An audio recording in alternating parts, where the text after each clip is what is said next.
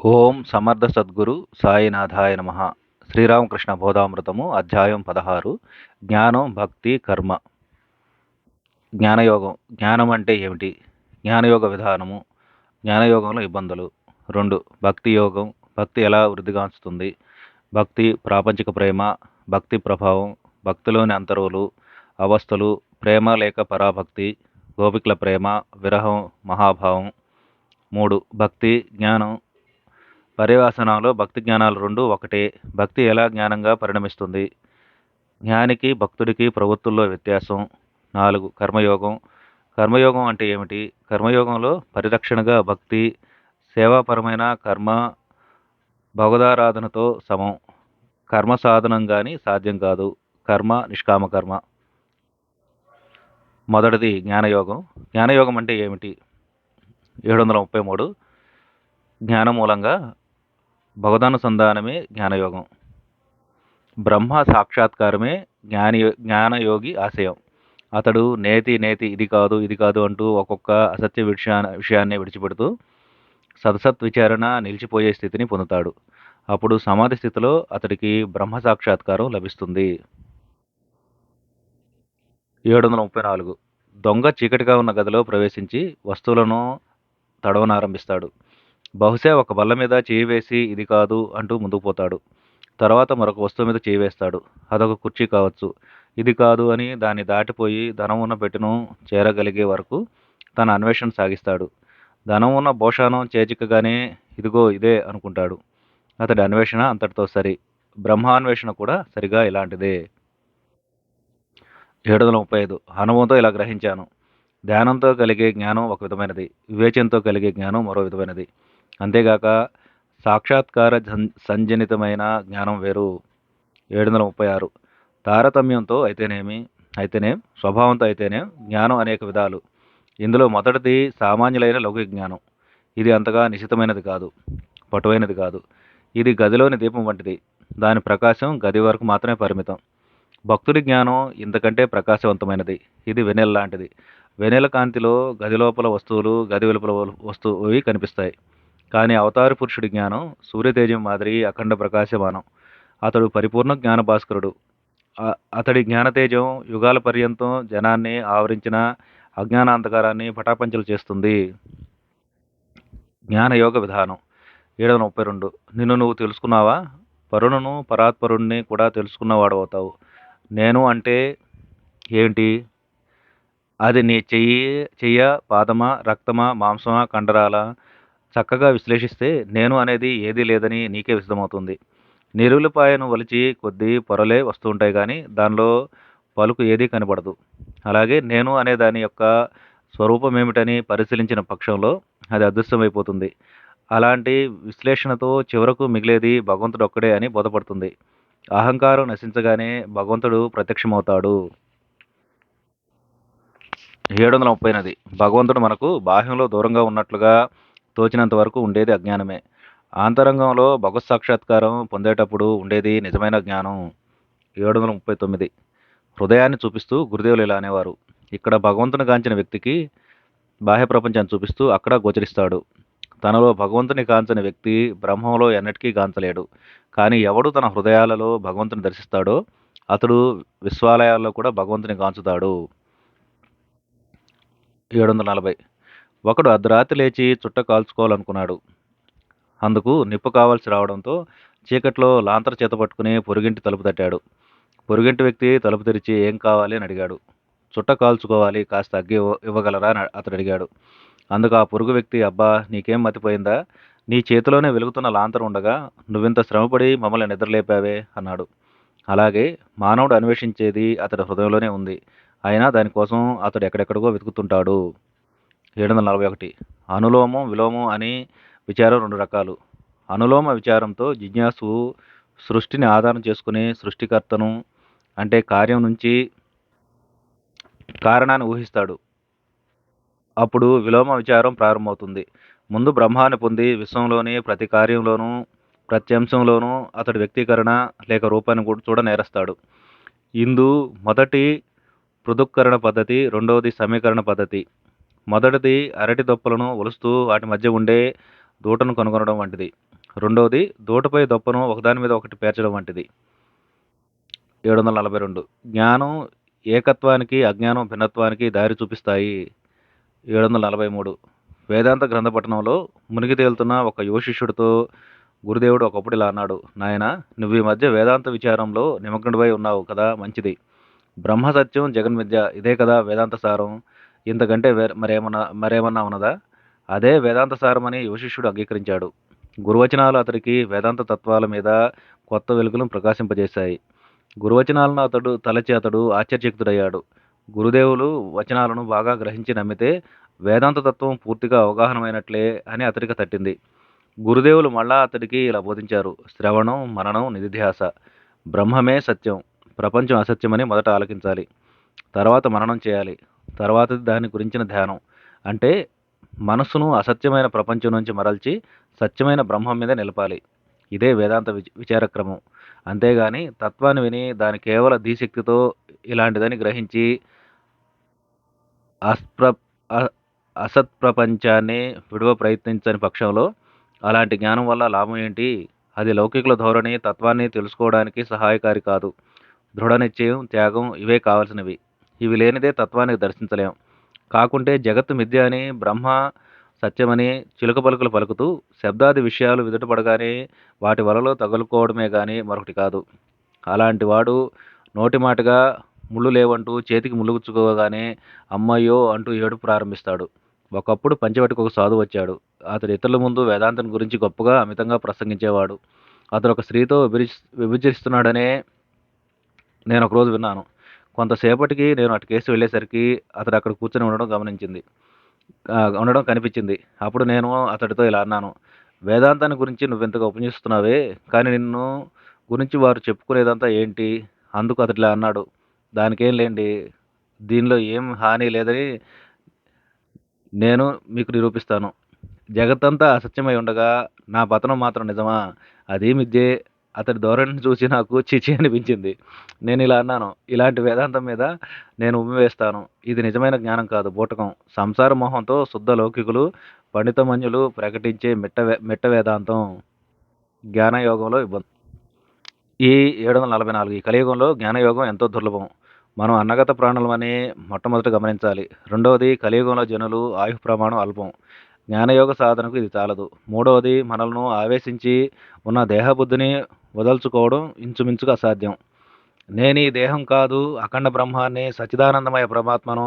దేహాన్ని కాకొనడం చేత క్షుత్విశ్వాసాలు, జనన మరణాలు మొదలైన శరీర ధర్మాలేవి నావి కావు అని యోగికి నిశ్చయ బుద్ధి కలగాలి. ఈ శరీర ధర్మాలకు వశుడైన తాను జ్ఞాని అనుకునేవాడు చేతికి ముళ్ళు గుచ్చుకొని అమిత బాధపడుతూ ఉన్నా, ఎందుకు నా చేతికి ముళ్ళు గుచ్చుకోలేదు, నా చెయ్యి గీరుకుపోలేదు, బానే ఉంది అనే వ్యక్తి వంటివాడు. అలాంటి మిట్ట వేదాంతం నిష్ప్రయోజనం. జ్ఞానాగ్నితో దేహబుద్ధి అనే ముళ్ళు మొట్టమొదట భస్మీభూతం కావాలి. 745 ఏ కొద్ది మందికో జ్ఞానప్రాప్తికి అర్హులై ఉంటారు. వేలల్లో ఒకడు నన్ను పొంద ప్రయత్నిస్తాడు. అలాంటి వారిలో ఒకడు మాత్రమే నిజంగా నన్ను తెలుసుకోగలుగుతున్నాడు అనే గీత వక్కాణిస్తోంది. సంసారం పట్ల, అంటే కామనీ కాంచనాల పట్ల రాగం తగ్గిన కొద్దీ మానవుడి జ్ఞానం వికసిస్తుంటుంది.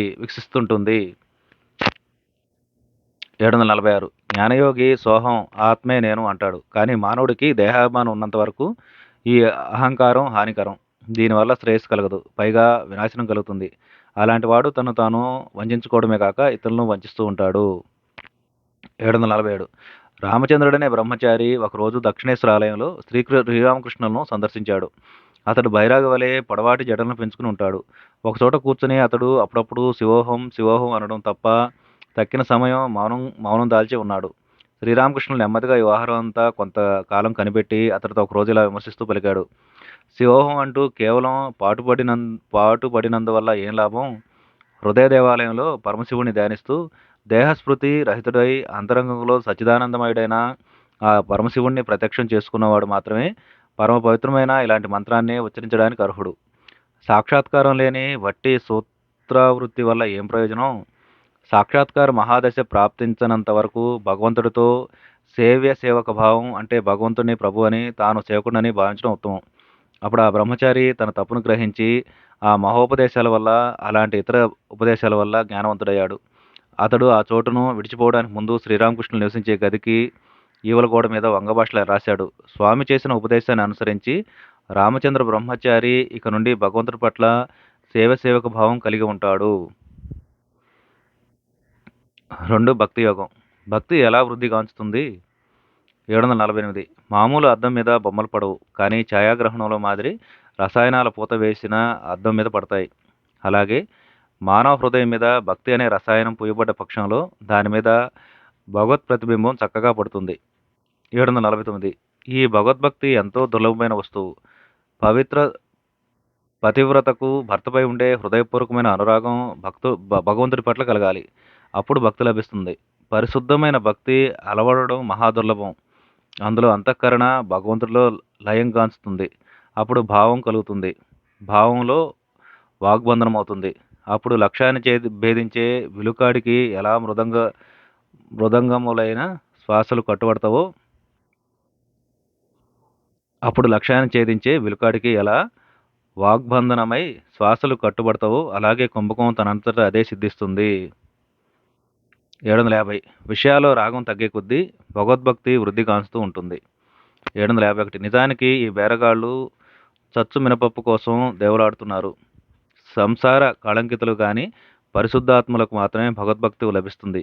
వారికి ఒకటే దృష్టి, భగవత్పాదార విందాలలో మనసు నిలపడమే వారి ఏకైక వాంఛ. 752 మచ్చిక పొందాలని గుర్రాల కళ్ళకు గంతలు కడితే గాని అవి ఒక్క అడుగైనా ముందుకు వేయలేవు. ఇంద్రియ నిగ్రహం లేనిదే భగవద్దర్శనం సాధ్యమవుతుందా? ఒక అర్థంలో కాదని చెప్పాల్సి ఉంటుంది. కానీ ఇది జ్ఞానయోగ విషయంలో వర్తిస్తుంది. ఆత్మసాక్షాత్కారం కోరేవాడు నిష్కల్మషుడు కావాలి. కామక్రోధాదులను నిగ్రహించాలి. ముందు ఇంద్రియ నిగ్రహం, తర్వాత బ్రహ్మ సాక్షాత్కారం అని జ్ఞానయోగి ఒక్కాణిస్తాడు. కానీ భగవంతుని పొందే మార్గం మరొకటి ఉంది. అదే భక్తి యోగం. భగవద్భక్తి హృదయంలో వెల్లివిరిగా ఆనంద పారవస్యంలో భగవన్నామ సంకీర్తనచే పులకరింత కలిగితే అలాంటి వాడు ఇక ఇంద్రియ నిగ్రహానికై ప్రయత్నించడం ఎందుకు? అప్పుడు ఇంద్రియ నిగ్రహం స్వతసిద్ధంగానే లభిస్తుంది. ఘోర దుఃఖం అనుభవించేవాడు పొట్లాటుకు దిగ్గలడా? విందులు ఆరగించగలడా? ఇంద్రియ సుఖాలకై పరుగులు పెట్టగలడా? అలాగే భగవత్ ప్రేమోన్నతుడైన వ్యక్తి విషయభోగాలకై దేవులాడడు. 753 శ్రీమతి రాధాదేవి శ్రీకృష్ణుని సమీపించే కొద్దీ అతడి దివ్య శరీర గంధం ఆమెకు సోకేది. భగవంతుని సమీపించే కొద్దీ భక్తి అభివృద్ధి అవుతుంది. సముద్రాన్ని సమీపించే కొద్దీ నదిలోని పోటుపాట్లు అధికమవుతుంటాయి కదా. 754 భగవదారాధనను గురించి గురుదేవులు ఒకప్పుడు కేశవ చంద్రసేన్తో అతడి అనుచరులతో ఇలా అన్నారు. భగవంతుడి వైభవాన్ని గురించి, శక్తులను గురించి మీరెంతగా స్తోత్రాలు చేస్తుంటారు ఎందుకు? తండ్రి ముందున్న బిడ్డ, మా తండ్రికి ఇన్ని ఇళ్ళు వాకిళ్ళున్నాయి, ఇన్ని గుర్రాలున్నాయి, ఇన్ని ఆవులున్నాయి, ఇన్ని తోటలున్నాయని తలపోస్తాడా? లేక తన మీద తండ్రికి ఎంత గాఢానురాగముందో, తనకెంత మక్కువ ఉందో చూస్తాడో అని తలపోస్తాడా? తండ్రి తన బిడ్డలను అన్నవస్త్రాలిచ్చి పోషించి వారిని సుఖపెట్టడం అబ్బురమా? మనమందరం అతడి బిడ్డలం కామా? మన యోగక్షేమాలు అతడు ప్రేమతో చూసుకోవడంలో ఆశ్చర్యమేముంది? కాబట్టి నిజమైన భగవద్భక్తుడు అతడి వైభవాన్ని గురించి చింతించడానికి బదులు అతడితో సన్నిహిత సంబంధాన్ని ఏర్పరచుకుని అతన్ని తన వాణిగా వనర్చుకుంటాడు. తన ముద్దు చెల్లించమని పట్టుబడతాడు. భగవంతుడు నా వాడని గర్విస్తాడు. నాకు నువ్వు సాక్షాత్కరించక తప్పదు అని నిర్బంధిస్తాడు. అతడి వైభవాన్ని గురించి, విభుదులను గురించి మీరెంతగా చింతిస్తున్న పక్షంలో అతన్ని మీరు సన్నిహితుడుగా, ఆప్తుడుగా భావించలేరు. అతన్ని నిర్బంధించలేరు. మీ కోరిక తీర్చమని పట్టుబట్టలేరు. అప్పుడు భగవంతుడు ఎంత మహిమాన్వితుడో, ఎంత అతీతుడో ఇలాంటి భావాలే మీ తలపుకు వస్తాయి. భగవంతుడిని వీలైనంత వరకు ఆప్తుడిగా భావించండి. అప్పుడు మీరు అతన్ని వశం చేసుకోగలరు. 755 స్థిరంగా ఏదో ఒక వైఖరిని అవలంబించి భగవంతుని మీ వాణిగా చేసుకోవాలి. అప్పుడే అతడు మీ అభిష్టాన్ని తీర్చడానికి నిర్బంధితుడవుతాడు. ఇద్దరు వ్యక్తులను అంతగా పరిచయం లేనప్పుడు వారు తమ సంభాషణలో మీరు అని సంబోధించుకుంటూ గౌరవ మర్యాదలను అమితంగా పాటిస్తుంటారు. పరిచయం ముదిరి ప్రాణసేహంగా ఏర్పడగానే ఆ మర్యాదలన్నీ వెనక్కి అమరికలు లేకుండా నువ్వు అంటూ సంబోధించుకుంటారు.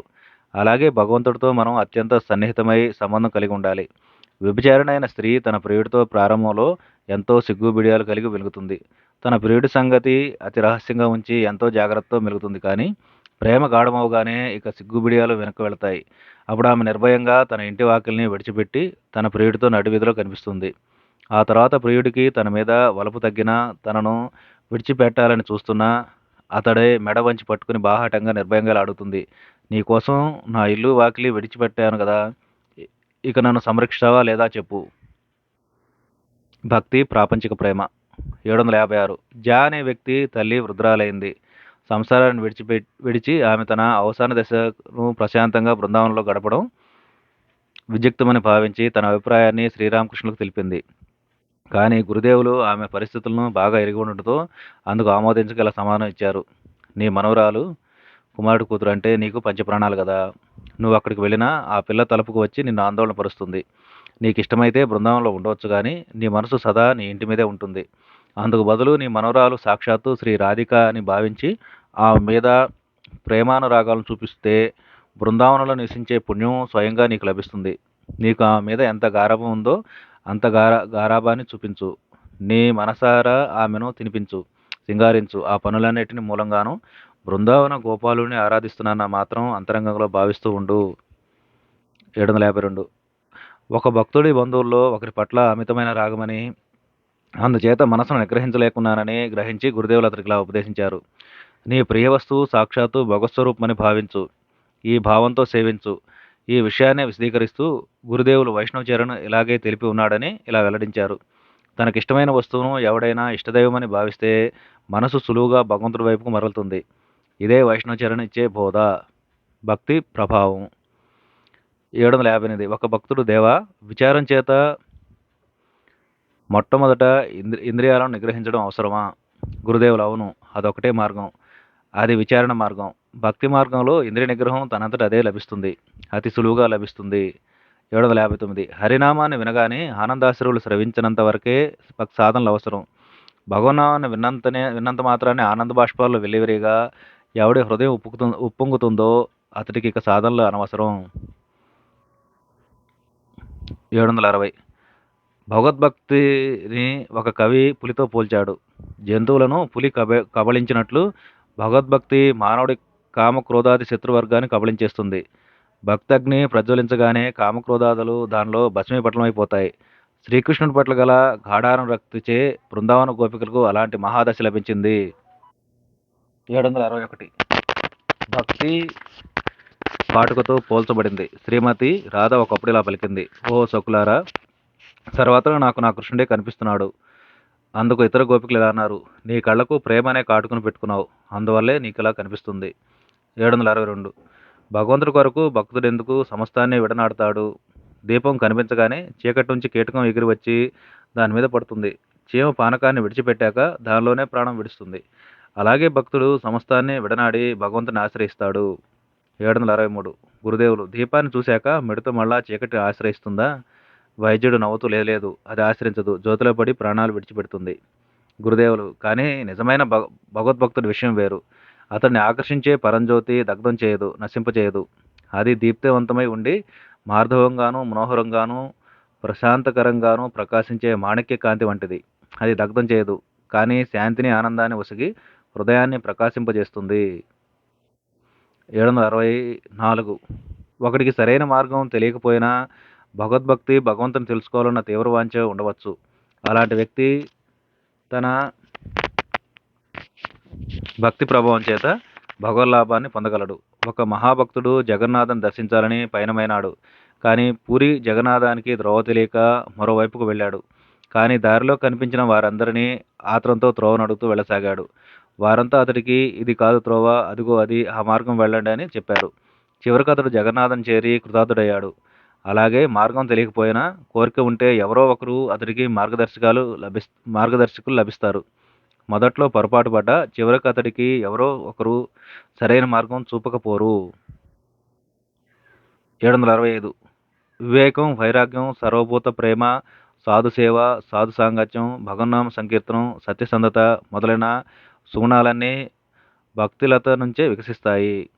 766 ఎవరిలో భక్తావేశం గోచరిస్తుందో అలాంటి వ్యక్తి భగవత్ సాక్షాత్కార భాగ్యం పొందే సమయం సమీపించిందని గ్రహించండి. సాక్షాత్కారానికి ఇదే సూచన.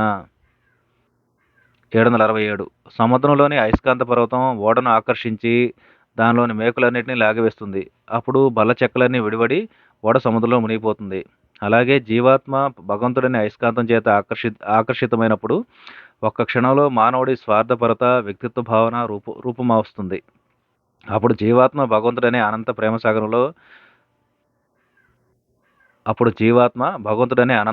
సాగరంలో మునుగుతుంది.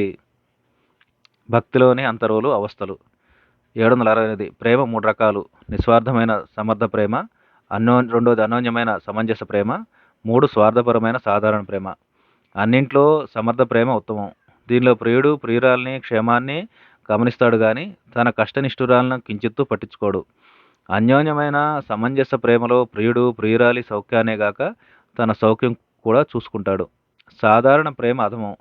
దీనిలో మనిషి ఎంతసేపు తన సుఖాన్ని చూసుకుంటాడు గాని ప్రియురాలు కష్టనిష్ఠురాలను పట్టించుకోడు. భగవద్భక్తి విషయంలో కూడా ఇలాంటిదే.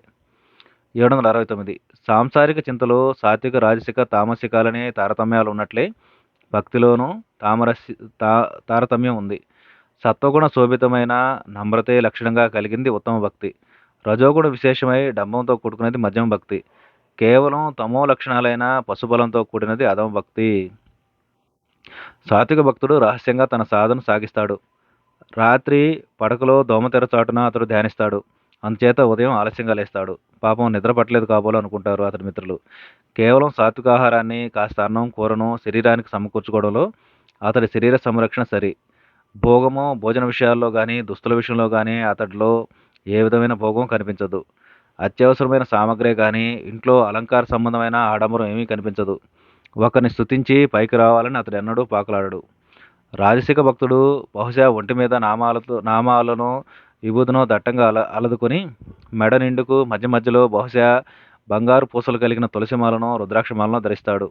దేవతార్చన సమయాల్లో పీతాంబరాలు ధరించడం, మేళతాళాలతో అట్టహాసంగా పూజలు జరపడం మొదలైన బాహ్యాచారాల్లో అతడు ఎంతో పట్టుదల వహిస్తాడు. తామసిక భక్తుడికి ప్రచండాగ్ని వంటి విశ్వాసం ఉంటుంది. బందిపోటు దొంగలు దోపిడీ చేసినట్లు భగవంతుడి మీద ఇతడు పశుబలం ప్రయోగిస్తాడు. ఏంటి, నేను అతడి నామాన్ని ఉచ్చరించి పాపినై ఉండడమా? నేను దేవుడి బిడ్డను, అతడి సంపదకు వారసుణ్ణి. తామసిక భక్తుడి ధోరణి ఇలా ఉంటుంది. 770 ప్రశ్న హఠభక్తి ఎలాంటిది? జవాబు: నిరంతరము జయకాళి అంటూ భీకరంగా కేకలేస్తూ భక్తుడితో ఉన్మత్తుడవడమే హఠభక్తి లక్షణం. లేదా చేతులు పైకెత్తి హరిబోల్ హరిబోల్ అని కేకలు వేస్తూ పిచ్చివాడి మాదిరి చిందులు తొక్కడం హఠభక్తి లక్షణం. ఈ కలియుగానికి హఠభక్తే ఎక్కువగా అనుకూలించేది. శాంతరూపులైన ధ్యానాదుల కంటే దీనివల్లే శీఘ్రంగా ఫలితం దక్కుతుంది. భగవంతుడి కోటను బలత్కారంగా స్వాధీనం చేసుకోవాలి. 771 ఆత్మ పరిశుద్ధికి తోడ్పడే సాధనాంగాలు ఇవి. 1 సాధుసేవ, 2 శ్రద్ధ గురువాక్యాల పట్ల భక్తి విశ్వాసాలు, 3 నిష్ఠ, 4 భక్తి, 5 భావం భగవద్భావంలో తన్మయత్వం, 6 మహాభావం భావం తీవ్రమైనప్పుడు మహాభావం అనబడుతుంది. భక్తుడు పిచ్చివాడి మాదిరి ఒకప్పుడు నవ్వుతాడు, మరొకప్పుడు ఏడుస్తాడు. అతడు ఇంద్రియాలను సంపూర్ణంగా జయించి ఉంటాడు. శరీర స్పృహే అతనికి ఉండదు. మహాపురుషులకు లేక అవతారమూర్తులకే గాని జీవులకు ఈ దశ సాధారణంగా లభించేది కాదు. ప్రేమ అఖండమైన భగవద్భక్తి ఇది మహాభావానికి సహజారిగా ఒప్పుతుంది. 1 ప్రపంచ స్మరణ లేకపోవడం, 2 సంపూర్ణమైన శరీర విస్మృతి ఈ స్థితికి చిహ్నాలు. ఇది భగవంతుడిని ముఖాముఖిని దర్శింపజేస్తుంది. జీవిత పరమావధిని పొందిస్తుంది. 772 శాస్త్రాలు ఈ కర్మలను విధిస్తున్నాయి. కాబట్టి నేను చేస్తున్నాను అనే భావంతో కూడినది వైదభక్తి. ప్రహ్లాదుడి మాదిరి అఖండమైన భగవత్ప్రేమచే లభించే మరో విధమైన భక్తి ఉంది. అదే రాగభక్తి. రాగభక్తి కలిగినప్పుడు ఇక శాస్త్రవిహిత కర్మలను చేయడం అనవసరం. 773 శాస్త్ర విధులను అనుసరించేది వైదభక్తి. నియమిత విధులను అనుసరించి నామజపం చేయడం, ఏకాదశాది పుణ్యతిథుల్లో ఉపవాసం ఉండడం, తీర్థయాత్రలు చేయడం, శాస్త్రోక్తమైన పూజా ద్రవ్యాలతో భగవంతుని అర్పించడం, ఇలాంటి నియమాలన్నీ వైదిక భక్తి లక్షణాలు. చాలా కాలం ఇలా సాధన చేస్తే ఉత్తమమైన రాగభక్తి లభిస్తుంది. కావలసింది ప్రేమ అఖండమైన భక్తి.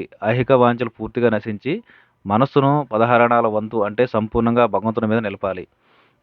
అప్పుడే అతన్ని పొంద వీలవుతుంది.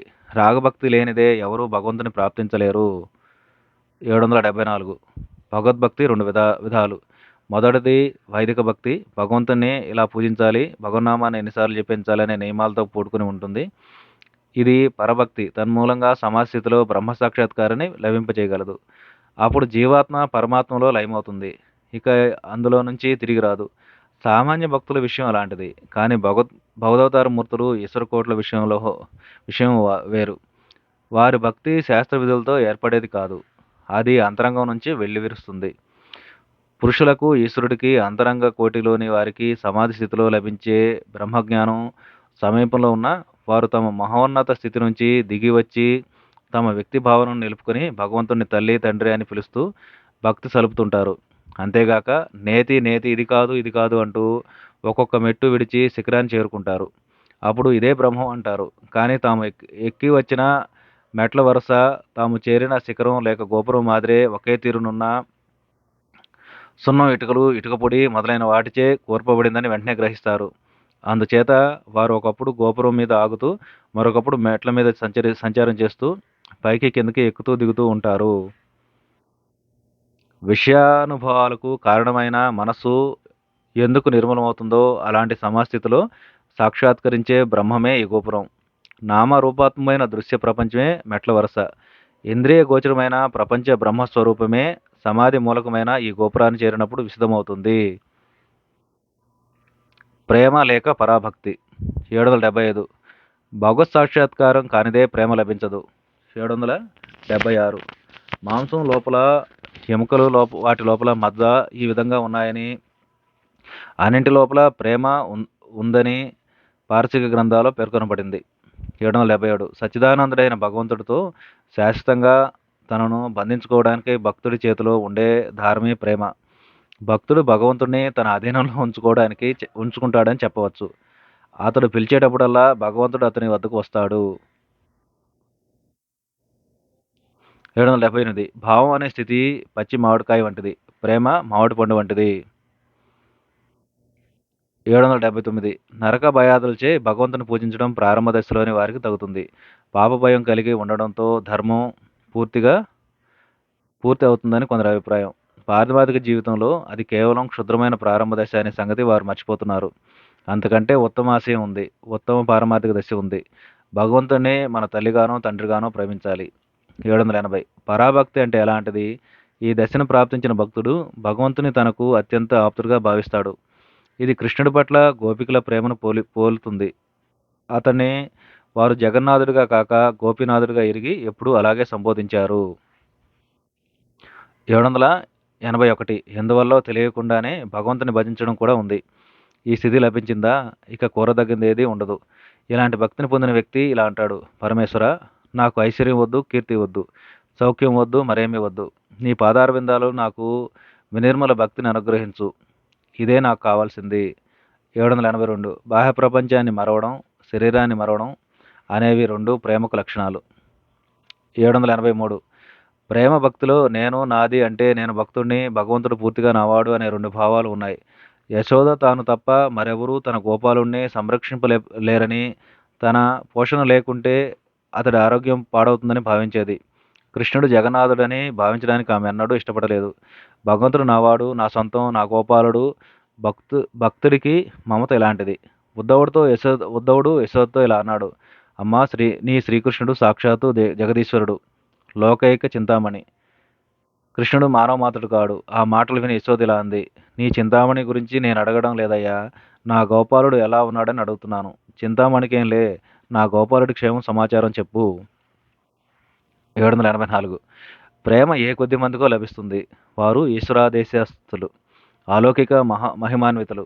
ఈశ్వర మహిమకు, ఈశ్వర సంపదకు వారసులైన వారు ప్రత్యేక వర్గంగా ఏర్పడి ఉంటారు. చైతన్య దేవుడి వంటి అవతారమూర్తులు వారి ఉత్తమ భక్తులైన భగవదంశ సంభూతులు ఈ వర్గంలోని వారు. 785. స్వతసిద్ధంగా బాల్యం నుండి ఈ అఖండ ప్రేమతో ఒప్పారే మహనీయులు కొందరుంటారు. అవును, ప్రహ్లాదుడి మాదిరి వారు చిన్ననాడే భగవంతుడి కోసం విలపిస్తారు. వారే నిత్యసిద్ధులు, ఆ జన్మ సిద్ధులు. గోపికల ప్రేమ. 786. రాధాకృష్ణులు భగవదావతారమూర్తులని మీరు నమ్మకపోయినా అప్రధానం. భగవదావతారాలు యథార్థాలని కొందరు హిందువుల మాదిరి, క్రైస్తవుల మాదిరి నమ్మవచ్చును. లేదా మానవ రూపంలో కానీ మరే రూపంలో కానీ భగవంతుడు అవతరిస్తాడని బ్రహ్మ సమాజస్థుల మాదిరి నమ్మకపోవచ్చు. కానీ భగవంతుడి పట్ల ఈ అనురాగానికై అందరూ పరితపించాలి. కావాల్సింది ఈ గాఢానురక్తి ఒక్కటే. 787 గోపికల ప్రేమను గురించి ముచ్చటిస్తూ గురుదేవులు మా అనే ఒక శిష్యుడికి ఇలా తెలిపారు. ఆహా! గోపికల ప్రేమ ఎంత గాఢమైనదో!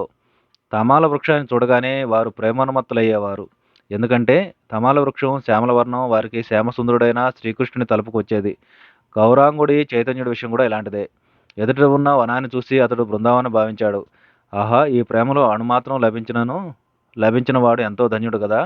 ఏం ప్రేమ పారవస్యం! ఈ దివ్య ప్రేమ వారిలో పరిపూర్ణమై ఉండడమే గాక నిరంతరం వారి హృదయాకాశారం నుంచి పొర్లి ప్రవహిస్తుంది. 788 గోపికల నిష్ఠ ఎంతటి అద్భుతం! శ్రీకృష్ణుడు మధురా నగరంలో ఉండగా గోపికలు ద్వారపాలకులను బతిమాలుకుని సభామందిరంలోకి వెళ్ళారు. అక్కడ కిరీటధారి ఉన్న కృష్ణుడిని నేలచూపులు చూస్తూ, ఈ కిరీటధారి ఎవడు? మనం అతడితో మాట్లాడతగదు. మాట్లాడితే కృష్ణుడి పట్ల అపచారం చేసిన వారమవుతాం. అయ్యో! మన స్వామి ఏడి? పీతాంబరాన్ని నెమలి పింఛాన్ని ధరించిన మన ప్రియుడేడి? అని తమలో తాము కొనుక్కోసాగారు. ఈ గోపికల అనన్య భక్తి ఎంతటిదో! 789 గోపికల భక్తి ప్రేమ భక్తి. దీన్ని అవ్యభిచారిణి భక్తి అని, నిష్ఠాభక్తి అని చెప్తారు. వ్యభిచారిణి భక్తి ఎలాంటిదో తెలుసా? అది జ్ఞానంతో మిశ్రమై ఉంటుంది. కృష్ణుడే సర్వమయుడు. అతడే పరబ్రహ్మం. అతడే రాముడు, శివుడు, శక్తి, పరాశక్తి. ఈ విధమైన జ్ఞానంతో కూడుకుని ఉండేది. ప్రేమ భక్తిలో ఇలాంటివి కలగలుపులు ఉండవు. హనుమంతుడు ద్వారకు వెళ్ళి తాను సీతారాములు మాత్రమే చూడ ఇచ్చగిస్తానన్నాడు. అప్పుడు శ్రీకృష్ణుడు రుక్మిణితో నువ్వు సీత రూపాన్ని దాల్చాలి, లేకుంటే హనుమంతుడు సమాధానపడడు అన్నాడు. పాండవులు రాజసూయాగం జరిపినప్పుడు యుధిష్ఠిరుడు సింహాసనాసీనుడై ఉండగా రాజులు అందరూ అతడికి సాష్టాంగ ప్రణామాలు ఆచరించారు. కానీ విభీషణుడు తాను నారాయణుడికి తప్ప మరెవరికి ప్రణామం చేయనని పట్టుబట్టాడు. అప్పుడు సాక్షాత్తు నారాయణుడైన శ్రీకృష్ణుడే స్వయంగా యుధిష్ఠిరుడికి ప్రమాణం చేయగా విభీషణుడు కిరీటం ధరించిన తన తలను నేలమోపి యుధిష్ఠిరుడికి సాగలబడి మొక్కాడు. 790 మహాభావము 790 విరహవేదన అంటే భగవంతుడి ఎడబాటు చేత కలిగే బాధ. అబ్బా చెప్పు అలవగానిది. ఇలాంటి స్థితిలో రూపసనాతులు ఒక చెట్టు కింద కూర్చొని ఉంటే ఆ చెట్టు ఆకులు వాడిపోయేవట. విరహస్థితిలో నేను 3 రోజులు దాదాపు శరీర స్మృతి లేకుండా ఉన్నాను. కదలలేక నేను ఎప్పుడూ ఒకచోట పడి ఉన్నాను. నాకు కాస్త స్మృతి వచ్చినప్పుడు బ్రాహ్మణి నన్ను తీసుకెళ్లి స్నానం చేయించేది. కానీ ఆమె నా శరీరాంతా దళసరి దుస్తులతో కప్పి వాటి మీద చేయి వేసి నన్ను పట్టుకునేది. లేకుంటే నా శరీరాన్ని తాకజాలకపోయేది. శరీరానికి అలదిన రేగడి మన్ను కాలిపోయేది. అప్పుడు నా వెన్నెముక గుండా పెద్ద ఈటెను గుచ్చినట్లు తోచేది. ఆ బాధ తాళాక చచ్చిపోతున్నాను అంటూ ఒక్కొక్కప్పుడు బొబ్బలు పెట్టేవాడిని. కానీ దాని వెంబడే అఖండ దివ్యానందం లభించేది. 791 మహాభావం అంటే అఖండ బ్రహ్మానుభవం. అది మనోశరీరాలను ఉర్రూతలూగించి వేస్తుంది. మదపుట ఏనుగు చిన్న గుడిసెలో దూరి దాన్ని భీకరంగా ఊపేసి ఒక్కొక్కప్పుడు నేలమట్టం చేసినట్లు మహాభావం మన శరీరాలను అల్లాడించి వేస్తుంది. మహాభావానికి ముందు ఎంత దుర్భర వేదన ఉంటుందో తరువాత అంతటి పరమానందం లభిస్తుంది. భక్తి జ్ఞానం. భక్తి జ్ఞానాలు రెండు ఒకటే. 792 పరాభక్తి పరిజ్ఞానం అంటే పరిశుద్ధ భక్తి పరిశుద్ధి జ్ఞానం ఒక్కటే. 793 ఎవరిని వేదాంతులు బ్రహ్మమంటారో అతనే యోగులు ఆత్మ అని, భక్తులు భగవానుడని చెబుతారు. ఒకే బ్రాహ్మణుడు అర్చించేటప్పుడు అర్చకుడని, వంటకాయ వినియోగించినప్పుడు వంట బ్రాహ్మణుడని పిలబడడం లేదా? 794 నిజానికి జ్ఞానం ఎలాంటిది? జ్ఞాని ఇలా అంటాడు, పరమేశ్వరా, లోకంలో నువ్వు ఒక్కడివే కర్తవు. నేను నీ చేతిలో అత్యల్పమైన ఉపకరణాన్ని మాత్రమే. నాదేమీ లేదు, అంతా నీదే. నేను, నా కుటుంబం, నా సంపదలు, నా గుణగణాలు సమస్తం నువ్వే. 795 ఒక భక్తుడు ఒకనాడు ఒక గృహస్థుడై ఉండి బ్రహ్మజ్ఞానం పొందాడని గ్రహించడం ఎలా? ఒక భక్తుడు అడిగాడు. ఒకనొకడు గృహస్థుడై ఉండి బ్రహ్మజ్ఞానం పొందాడని గ్రహించడం ఎలా? గురుదేవులు హరినామాన్ని విన్నంతనే అశ్రువులు గగ్గురుపాటు కలగడమే అందుకు గుర్తు. భగవన్నామ శ్రవణ మాత్రాన ఎవరి కళ్ళు నుంచి ఆనంద బాష్పాలు స్రవిస్తాయో, ఎవరికి రోమాంచితమవుతుందో అతడే జ్ఞాన లాభాన్ని పొందినవాడు. 796 జ్ఞానాన్ని భక్తిని సమన్వయించే ఒక పురాణ కథ ఉంది. భగవంతుడైన రామచంద్రుడు తన ప్రియ భక్తుడు హనుమంతుడిని ఒకసారి ఇలా అడిగాడు, వత్స, నన్ను నువ్వు ఎలా భావిస్తావో ధ్యానిస్తావో చెప్పు అని. అందుకు హనుమంతుడు ఇలా విన్నవించాడు, నిన్ను ఒకప్పుడు పరిపూర్ణుడిగా భావించి ఆరాధిస్తాను. అప్పుడు నన్ను నీలోని అంశగా భావించుకుంటాను. మరొకప్పుడు నిన్ను ప్రభువుగాను నన్ను సేవకుడుగాని భావించి ఉపాసిస్తాను. అయినా తత్వజ్ఞాన దశలో త్వమేవాహం, నువ్వే నేను, నేనే నువ్వు అని నాకు అనుభూతి అవుతూ ఉంటుంది. 797. చెరువు నీటి మీద తేలే చెత్తను, పాచిని కాస్త తొలగిస్తే మళ్ళీ అవి నీటిని ఆవరిస్తాయి.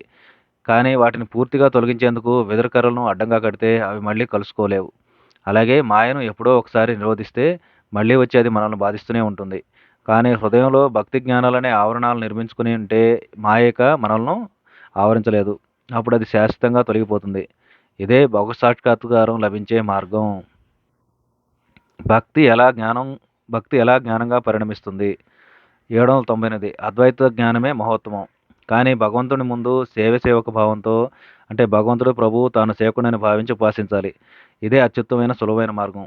అచిరకాలంలోనే ఇది మహోత్తమమైన అద్వైత జ్ఞానాన్ని పొందిస్తుంది. 798. అద్వైత జ్ఞానమే అత్యుత్తమైనదా?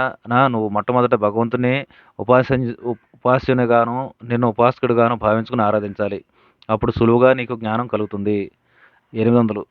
పంచభూతాత్మక పంజరంలో చిక్కి స్వయంగా బ్రహ్మమే రోధిస్తుంది.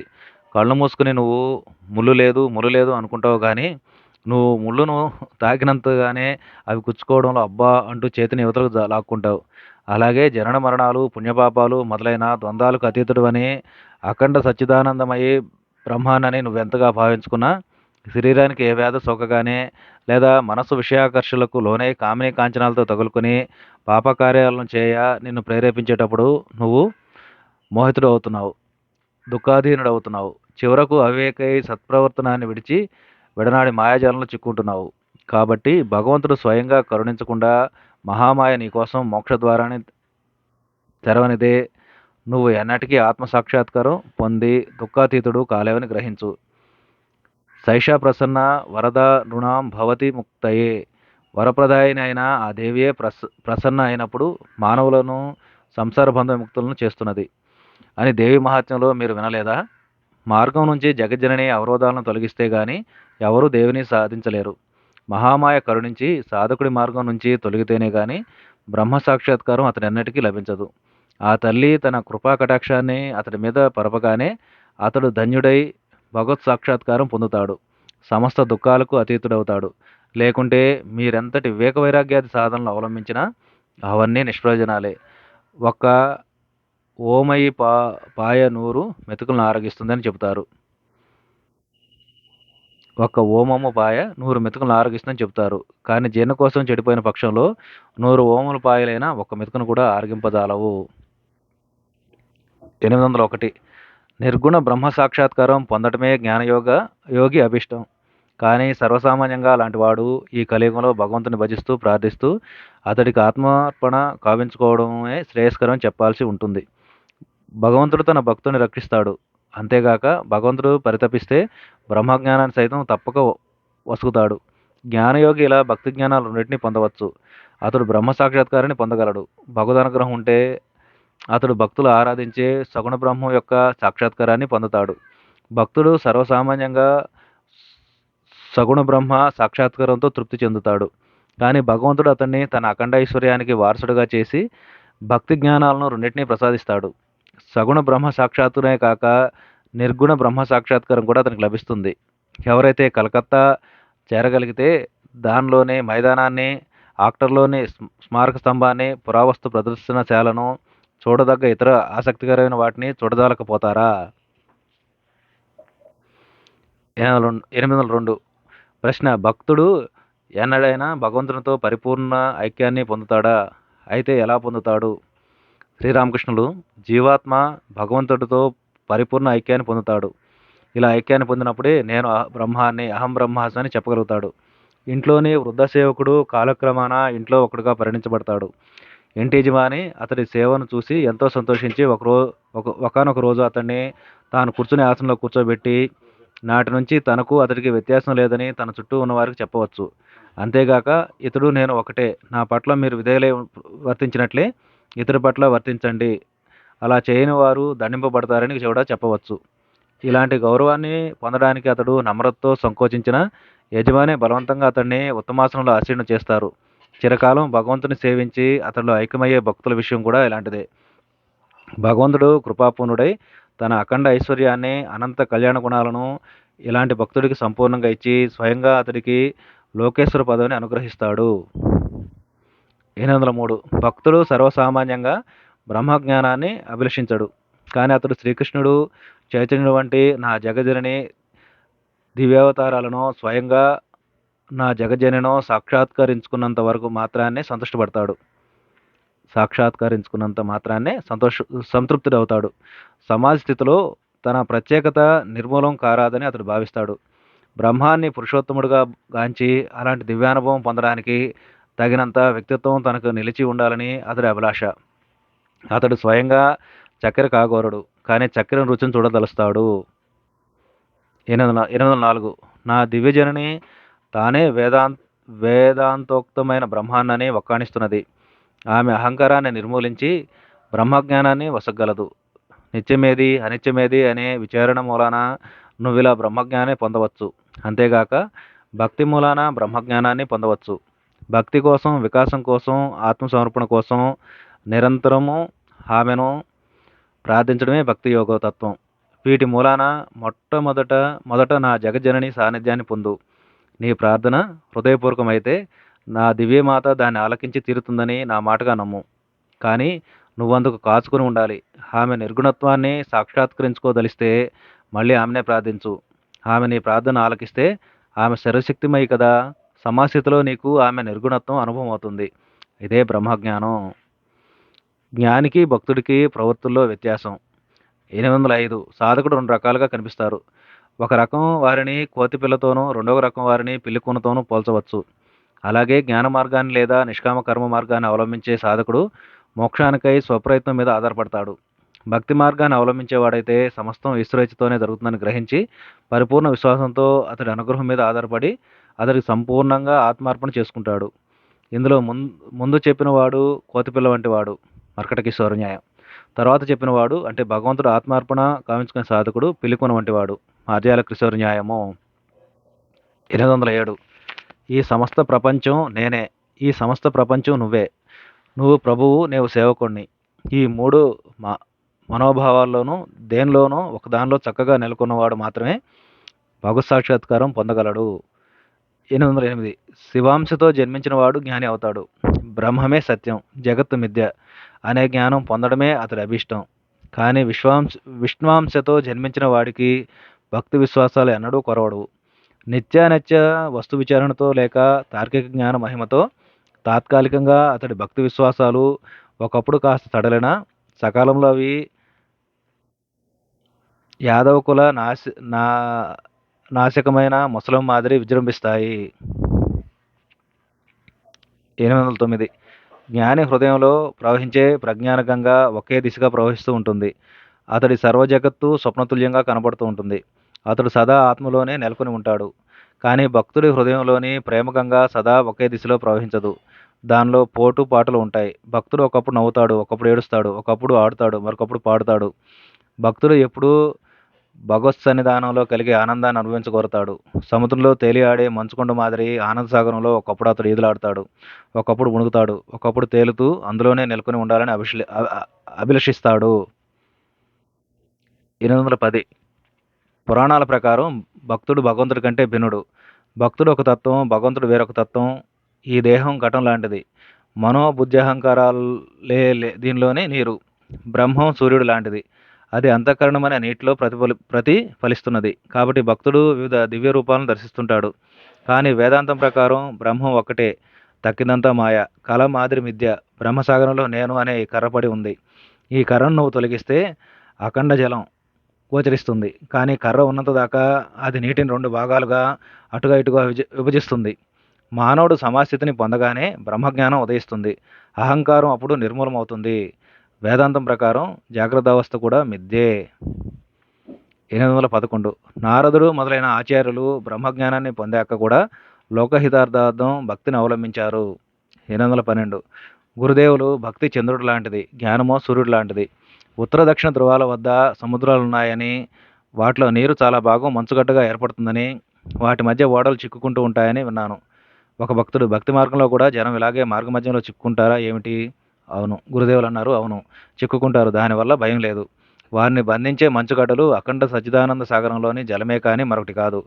బ్రహ్మమే సత్యం, జగత్ మిథ్య అని నువ్వు వివేచిస్తే ఆ మంచుగడ్డలు జ్ఞానతేజంలో కరిగిపోతాయి. అప్పుడిక మిగిలేదేమిటి? అఖండ సచ్చిదానంద సాగరంలోని నిరాకార బ్రహ్మమనే జలం. 813 జ్ఞానం పురుషుడు వంటిది. భక్తి స్త్రీ లాంటిది. భగవంతుడిని కొలువు కోవటం వరకే జ్ఞానం ప్రవేశం లభిస్తుంది. కానీ భక్తి భగవంతుడి అంతఃపురంలో కూడా ప్రవేశించగలదు. 814 ఒకప్పుడు ఒక జ్ఞాని, ఒక భక్తుడు అరణ్యంలో పోతున్నారు. దారిలో వారికి ఒక పెద్ద పులి తారసపడింది. మనం పారిపోవడం ఎందుకు? సర్వశక్తిమంతుడైన భగవంతుడే మనల్ని రక్షిస్తాడు కదా అన్నాడు జ్ఞాని. కాదు అన్నా, మనం పరిగెత్తుదాం. స్వప్రయత్నంతోనే మనం నెరవేర్చుకునే పనికి భగవంతుని శ్రమ పెట్టడం ఎందుకు అన్నాడు భక్తుడు. కర్మయోగం. కర్మయోగం అంటే ఏమిటి? 815 కర్మ మూలంగా భగవదానుసంధానమే కర్మయోగం. నిస్సంగంగా అవలంబిస్తే అష్టాంగ యోగం లేక రాజయోగం కర్మయోగమే అవుతుంది. ధ్యాన ధారణాల మూలంగా అది ఆత్మతో సంయోగాన్ని కలిగిస్తుంది. భగవత్ప్రీతి నిమిత్తం గృహస్థ ధర్మాలను నిష్కామంగా అవలంబించడమే కర్మయోగమే. అంతేగాక శాస్త్రోక్తమైన ఆరాధన, నామజపము ఆదిగా గల పుణ్య కర్మలను నిష్కాములై భగవత్ప్రీతిని కోసం ఆచరించడము కర్మయోగమే. ఇతర యోగాల పరమావధే అంటే బ్రహ్మ సాక్షాత్కారమే కర్మయోగ పరమావధి.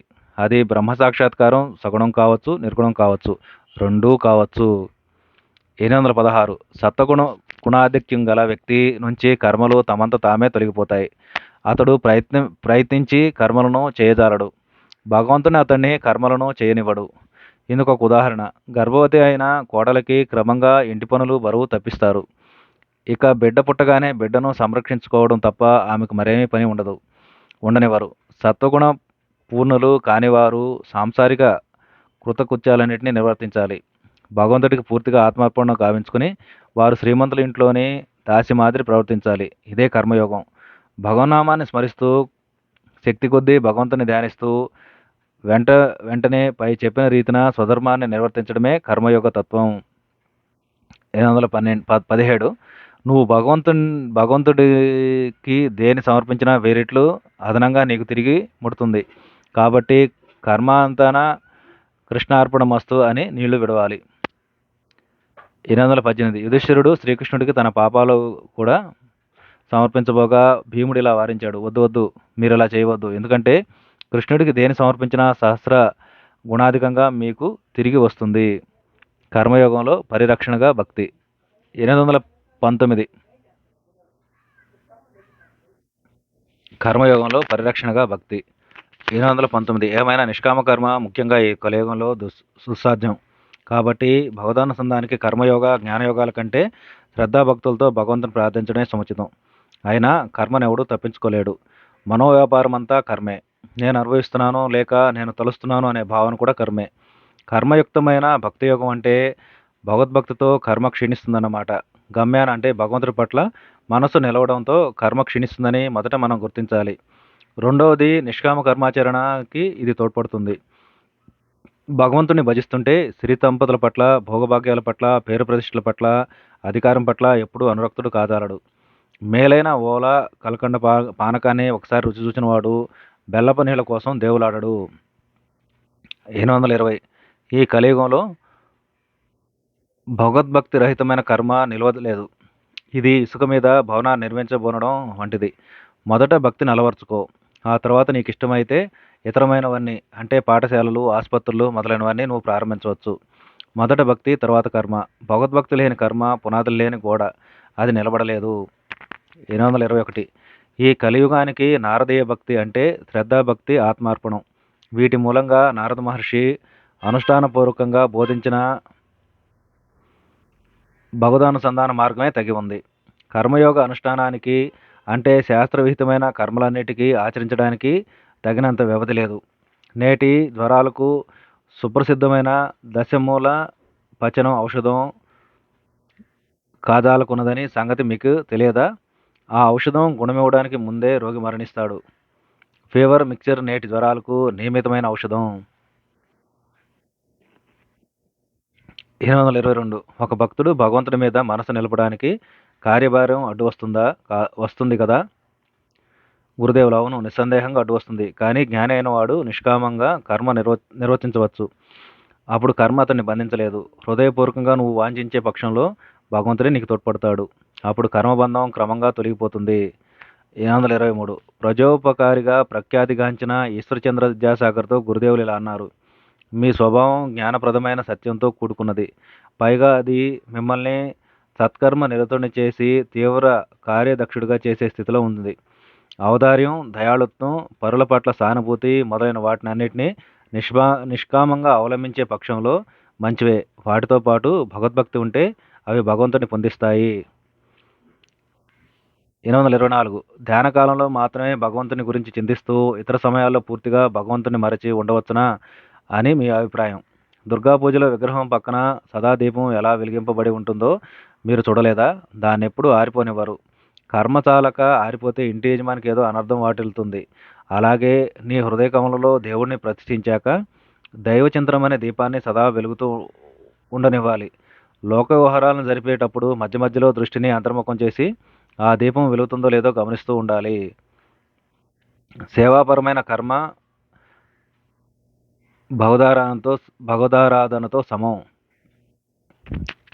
చైతన్య మత తత్వాన్ని గురుదేవులు ఒకరోజు ఇలా వివరించసాగారు: భగవన్నామంలో రుచి, జీవకారుణ్యం, భాగవత సేవ అనే ఈ మూడింటికి ప్రతి వ్యక్తి అలవర్చుకోవడానికి సర్వదా ప్రయత్నించాలని చైతన్య సంప్రదాయం బోధిస్తుంది.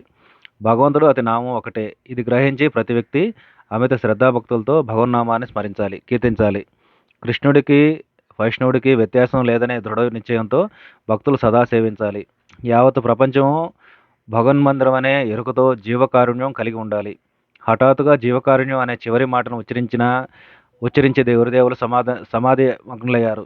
కాస్త బాహ్యస్మృతి వచ్చాక ఆయన ఇలా అనుకోసాగారు: జీవకారుణ్యం. ఓయి నేల మీద పాకే నీచకీటకం కంటే హీనుడైన నువ్వా? జీవకారుణ్యం చూపించేవాడవు. చాలు. ఇతరుల పట్ల కారుణ్యం చూపడానికి నువ్వేపాటివాడవు? ప్రతి జీవి సాక్షాత్తు భగవత్ రూపమని గ్రహించి చేయవలసినది జీవసేవ. కారుణ్యం అనేది మూర్ఖ ప్రలాపం. కర్మ సాధనం కానీ సాధ్యం కాదు. 826 ఆవేశపూరితులైన కొందరు సంఘ సంస్కృతులతో గురుదేవులు ఇలా అన్నారు: లోకోపకారమని మీరేదో ఘోషిస్తుంటారే, మీరు ఉపకారం చేయబోయే ప్రపంచం అంత క్షుద్రమైనదా? అయ్యా, అదీ కాక లోకోపకారం చేయడానికి మీరెవరు? మొదట భక్తి సాధన చేసి భగవంతుని దర్శించండి. అప్పుడు మీకు భగవదాదేశం కలుగుతుంది. లోకహితం వనర్చడానికి శక్తి సామర్థ్యాలు లభిస్తాయి. అప్పుడు మీరు లోకోపకారాన్ని గురించి మాట్లాడవచ్చు. అంతేగాని అంతకు ముందు కాదు. ఒక భక్తుడు: స్వామి, భగవద్దర్శనం కానంత వరకు కర్మలన్నిటినీ మేము పరిత్యజించాలనా అని తమ అభిప్రాయం. గురుదేవులు: కాదయ్యా, నేను అలా అనడం లేదు. కర్మలన్నింటినీ మీరు పరిత్యజించడం ఎందుకు? ధ్యానం, పారాయణ, భగవద్నామ స్మరణ మొదలైన సాధనలన్నింటినీ మీరు చేస్తుండాలి. భక్తుడు: కర్మ అంటే సాంసారిక కర్మమని నా అభిప్రాయం. సాంసారిక ప్రాపంచిక కర్మలను అన్నిటినీ మేము విడిచిపెట్టాలా? గురుదేవులు అన్నాడు: వాటిని చేయవచ్చు. లోకంలో జీవించడానికై తప్పనిసరి కర్మలు మీరు చేయవచ్చు. కానీ ఇహపరాల్లో ఏ విధమైన ఫలాలను ఆశించక, ఏ విధమైన భయము లేకుండా మీ విధాయక కర్మలను నిర్వర్తించడానికై కావలసిన బలాన్ని వసగమని కంటనీరు పెట్టుకుని మీరు భగవంతుని ప్రార్థించాలి. 827 ప్రకృతి లేక స్వభావమే మిమ్మల్ని నియమిస్తూ ఉండడంతో కర్మను మీరు విడవజాలరు. కాబట్టి విద్యుక్త మార్గంలో కర్మలు చేయాలి. నిష్కామ కర్మాచరణ భగవంతుని పొందిస్తుంది. నిష్కామ కర్మాచరణం అంటే ఇహపరాల్లో ఎలాంటి ఫలాలను ఆశించకుండా కర్మలను ఆచరించడమే. అలాంటి కర్మాచరణ ప్రాప్యాన్ని పొందడానికి మనకు సాధనం భగవంతుడు మనకు ప్రాప్యుడు. అలాంటి కర్మాచరణ ప్రాప్యాన్ని పొందడానికి మనకు సాధనం భగవంతుడే మనకు ప్రాప్యుడు. 828 నిష్కామంగా ఆచరిస్తే కర్మ మోక్ష సాధనం. మన పరమావధి భగవంతుడు. ఆయన సాక్షాత్కారమే మానవ జీవితానికి పరమ ప్రయోజనం. సాధననే సాధ్యంగా భ్రమించవద్దని, మార్గంలోనే ప్రారంభ దశలోనే పరమావధిగా భావించవద్దని పదే చెప్తున్నాను. కర్మే జీవిత పరమావధి అని, పరమ పురుషార్థమని ఎన్నడూ భావించకు. భగవద్భక్తి కోసం ప్రార్థించండి. భగవంతుని దర్శించే మహాభాగ్యం మీకు కలుగుతుందనుకోండి. అప్పుడు ఆయన మీరు దేనికోసం అర్థిస్తారు? వైద్యశాలలు, చెరువులు, నూతులు, బాటలు, ధర్మశాలలు మొదలైన వాటి కోసం మీరు అతన్ని అర్థిస్తారా? నా మాట వినండి. ఇవన్నీ మనం భగవంతుని దర్శించినంత వరకే మనకు వాస్తవాలు. కానీ ఒక్కసారి భగవద్దర్శనం భాగ్యం లభించిన పక్షంలో వీటన్నిటిని యథార్థ స్థితిలో క్షణికంగా స్వప్నతుల్యంగా గాంచుతాం. అప్పుడు మన వికాస నిమిత్తం, నిజమైన జ్ఞాన నిమిత్తం, ఉత్తమమైన భక్తి నిమిత్తం ఏది నరుడికి నారాయణ్ణి పొందిస్తుందో, ఏ నారాయణుడు సత్తామాత్రుడని, సచ్చిదానందమయుడని చెప్పవచ్చో, అలాంటి నారాయణుడికి నిజంగా మనం పుత్రులమని గ్రహింపజేస్తుందో, అలాంటి భక్తి నిమిత్తమై ప్రార్థిద్దాం. 829 ఒక భక్తుడిని ఉద్దేశించి గురుదేవులు ఇలా అన్నారు. శంభు మలిక్ ఒకసారి లోకోపకారం కోసం ఆసుపత్రులను, పాఠశాలను, కళాశాలను స్థాపించడాన్ని గురించి, బాటలు వేయడం, నూతులు, చెరువులు తవ్వించడం గురించి ప్రస్తావించాడు. అప్పుడు నేను ఇలా అన్నాను. నిజమే, కానీ లోకహితం వనర్చడంలో నువ్వు నిష్కాముడివై ఉండాలి. అంతేగాక ఏవి ప్రాప్తకర్మలో అంటే ఆవశ్యకమై తోచే కర్మలో వాటిని మాత్రమే చేయడానికి జాగరూకుడివై ఉండాలి. కర్మలు నువ్వు తెచ్చిపెట్టుకోకు, వాటికై పాకులాడకు. చక్కగా నిర్వహించగలగడానికి మించిన కర్మలను నీ తల మీద వేసుకోకు. వేసుకున్నావా భగవంతుని మర్చిపోతావు. కర్మ నిష్కామ కర్మ. శుద్ధ సత్వం ఉదయించగానే నరుడు కేవలం నారాయణుని ధ్యానిస్తుంటాడు, తదితరాన్ని ఆనందించలేడు. పూర్వకర్మానుగుణంగా కొందరు ఇంట్లో శుద్ధ సత్వంతోనే జన్మిస్తారు. కానీ భక్తితోనూ ఈశ్వరార్పణ బుద్ధితోనూ నిష్కామకర్మ చేస్తుండే మానవుడు ఈ సత్వగుణాన్ని వృద్ధి చేసుకోవచ్చు. కానీ సత్వంలో రజోగుణం మిశ్రమైన పక్షంలో మనసుకు అనేక విక్షేపాలు కలుగుతాయి. ఇక నేను లోకోపకారం చేయాలి అనే దురభిమానం బయలుదేరుతుంది. సాధారణ జీవులు లోకోపకారం చేయనించడం ఎంతో సాహసకృత్యం. కానీ పరహితార్థమై నిష్కామంగా ఎవడైనా సత్కర్మ ఆచరిస్తే అది మంచిదే, దానివల్ల హాని కలగదు. అదే నిష్కామ కర్మ. అలాంటి కర్మ కోరదగిందే. కానీ అందరూ నిష్కామ కర్మ చేయగలరా? దుర్లభం దుర్లభం. 831 అందరూ కర్మ చేయవలసే ఉన్నారు. కొందరు మాత్రమే కర్మత్యాగం చేయగలరు. అందుకు తగ్గ శుద్ధసత్వం కొందరిలో మాత్రమే ఉంటుంది. శ్రద్ధాభక్తులతో స్వలాపేక్ష లేకుండా కర్మ చేయగా రజస్సులో కలిసి ఉన్న సత్వం ఆ రజోగుణాంశం నుంచి విడిపడుతుంది. ఇలాంటి శుద్ధసత్వం చేతనే మానవుడు బ్రహ్మసాక్షాత్కారాన్ని పొందగలడు. ఈ శుద్ధ సాత్విక స్థితి ఎలాంటిదో సామాన్యులకు అవగాహన కాదు. 232 హృదయంలో భగవద్భక్తి వెల్లివిరియగానే కర్మత్యాగం దానంతట అదే సిద్ధిస్తుంది. ఎవరిని విధాత కర్మలను చేయ నియమించి ఉన్నాడో వారు కర్మలను చేస్తుంటారు గాక. కాల పరిపాకంలో మానవుడు సమస్తాన్ని పరిధించి ఇలా పలకగలడు. ఓ మనసా రా, హృదయ సింహాసనాన్ని అధిష్ఠించి ఉన్న పరమేశ్వరుణ్ణి వీక్షిద్దాం. 833 సంధ్య గాయత్రిలో లయిస్తుంది, గాయత్రి ప్రణవంలో లయిస్తుంది, ప్రణవమో సమాధిలో లయమవుతుంది. ఇలా సంధ్యావందనాది కర్మంతా సమాధిలో పరిసమాప్తం చెందుతుంది. 834 సచ్చిదానందమయుడిలోని మనసు లయం కానంత వరకు మానవుడు భగవత్ప్రార్థన సంసారంలో కర్మను రెండింటినీ చేయవలసి ఉంటుంది. కానీ భగవంతుడిలో చిత్తం లయించిన వాడికి ఏ కర్మ నిర్వర్తించనక్కర్లేదు. ఉదాహరణకు సంకీర్తనాన్ని తీసుకుందాం. నితాయ్ అమార్ మత్తా హత్తి మత్తగజం నా నిత్యాంధ్ర అనే కీర్తనను ఒకడు ప్రారంభించాడు. మొదట పల్లవిని పాడేటప్పుడు గాయకుడు రాగతాళాది వివరాలన్నింటినీ గురించి శ్రద్ధ వహిస్తాడు. కానీ కీర్తనలో అతడు కాస్త తన్మయుడవగానే కేవలం మత్తా హాతి అంటుంటాడు. మరంత తన్మయైనప్పుడు హా హా అని మాత్రమే అనగలుగుతాడు. 235 కాబట్టి నేను చెప్పేది ఏంటంటే, ప్రారంభ దశలో కర్మ సంబంధమైన గందరగోళం ఎక్కువగా ఉంటుంది. కానీ నువ్వు భగవంతుడు సమీపించే కొద్దీ కర్మ క్షీణిస్తుంటుంది. చివరకు సంపూర్ణమైన కర్మ ప్రత్యాగము సమాస్థితి లభిస్తాయి. సాధారణంగా సమాస్థితిని పొందాక శరీరం ఎక్కువ కాలం నిలవదు. కానీ కొందరు విషయం వేరు. లోకానికి బోధించే నిమిత్తం వారి శరీరం నిలుస్తుంది. నారదు లాంటి మహర్షులు, శ్రీ చైతన్యుడు లాంటి అవతార పురుషులు ఇలాంటి వారు. బావి తవ్వాక తట్టలు, పారలు మొదలైన పరికరాలన్నింటినీ కొందరు పారవేస్తారు. కానీ కొందరు ఇరుగు పురుగులకు పనికి వస్తాయని వాటిని జాగ్రత్తగా దాచి ఉంచుతారు. అలాంటి మహనీయులను చూచి జాలిపడతారు. అలాంటి మహనీయులు లోకులను చూసి జాలిపడతారు, పరితపిస్తారు. తమ జ్ఞానప్రాప్తిని మాత్రమే చూసుకునేంతటి స్వార్థపరులు వారు కారు.